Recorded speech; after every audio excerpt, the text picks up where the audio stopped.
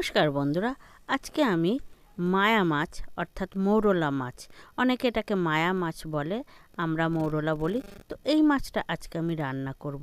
তো এটাকে ধুয়ে ভালো করে নুন হলুদ মাখিয়ে নিচ্ছি।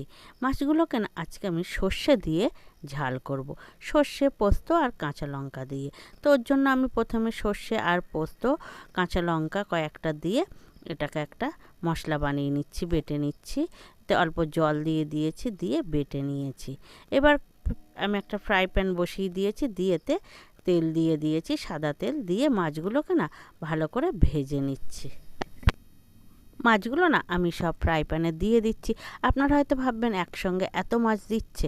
আমার মা না ঠিক এমনি করে ভাজে, মাছ ভাঙবেও না, গায়ে গায়ে লাগবেও না। দেখুন মাছগুলোকে ভালো করে না আমি ফ্রাই প্যানের গায়ে পাতিয়ে দিয়েছি, দিয়ে গ্যাসটা মিডিয়াম রেখে দিয়ে না আমি ভালো করে সব দিক ঘুরিয়ে না ভেজে নিচ্ছি। যাতে ঘুরিয়ে নিচ্ছে এই কারণে তেলগুলো প্রত্যেকটা মাছের গায়ে পৌঁছায়। তো মাছগুলো দেখুন এক পিঠ হয়ে এসছে, আর এক পিঠ একটু ভালো করে আমি ভেজে নিচ্ছি। মাছগুলো মোটামুটি লাল লাল করেই ভেজে নেব, যাতে ভেঙে না যায় ঝালে দেওয়ার পরে। তো মাছ না আমার ভাজা হয়ে এসছে। এবার আমি মাছগুলোকে তুলে নেব। পুরোপুরি লাল লাল হয়ে গেছে, দেখুন কত সুন্দর ছাড়া ছাড়া ভাজা হয়েছে, গায়ে আটকায়নি। দেখেছেন তো, একটা মাছও ভাঙেনি।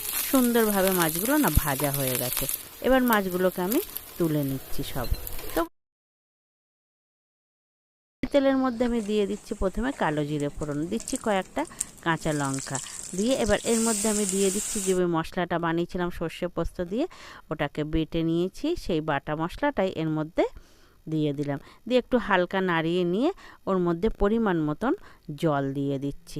খুব বেশি তো জল দেওয়া লাগবে না, যেহেতু ছোট মাছ অল্প সময়ের মধ্যে হয়ে যাবে। দিয়েছি এর মধ্যে হলুদ আর পরিমাণ মতন লবণ।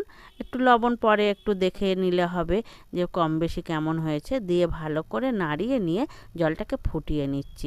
জল ফুটে এসে এই সময় একটু কালারের জন্য না কাশ্মীরি লঙ্কার গুঁড়ো দিয়ে ভালো করে ফুটিয়ে নিয়ে এর মধ্যে আমি মাছগুলো এবারে দিয়ে দেব। দেখুন ঝোলটা কিন্তু ভালোই ফুটে গাঢ় হয়ে এসছে, আর বেশি ফোটাবো না। এর মধ্যে এবারে ভেজে রেখে দেওয়া মাছগুলো সব আমি দিয়ে দিচ্ছি। এর মধ্যে সব মাছ দিয়ে ভালো করে না নাড়িয়ে নেব, তাহলে মাছগুলো ঝোলের মধ্যে সব ডুবে যাবে, মাছগুলোর মধ্যে ঝোল ঢুকে যাবে। তো মাছগুলো দিয়ে না ভালো করে নাড়িয়ে নিয়েছি, নিয়ে এবারকে আমি এটাকে ফোটাবো মাছগুলো নরম হওয়া পর্যন্ত। তো ভালো করে এটাকে আমি ফুটিয়ে নিচ্ছি। দেখুন সুন্দরভাবে ফুটে গেছে মাছগুলো। এবারে এর মধ্যে আমি পুরোপুরিভাবে মাছটা নরম হয়ে এসছে, ঝোলটাও গাঢ় হয়ে এসছে। এবার এই সময় আমি নামিয়ে নেব। ঠিক নামানোর কিছু আগে এর মধ্যে না আমি কাঁচা সর্ষের তেল দিচ্ছি, যেহেতু সর্ষে পোস্ত বাটা দিয়ে, তো ওই জন্য কাঁচা তেল দিলে না এর টেস্ট দ্বিগুণ বাড়িয়ে দেয়। তো দিয়ে ভালো করে নাড়িয়ে না মাছটা আমি নামিয়ে নিচ্ছি। তো এই মাছটা খুবই টেস্টি হয়, আর আমি শুনেছি এটা নাকি খুবই উপকার, যেহেতু ছোট মাছ খাওয়া। তো গরম গরম ভাতের সঙ্গে না খুবই ভালো লাগে। তো আমার রান্নাটা কেমন হয়েছে কমেন্টে অবশ্যই জানাবেন, আর বাড়িতে একবার হলেও ট্রাই করে দেখবেন। খুব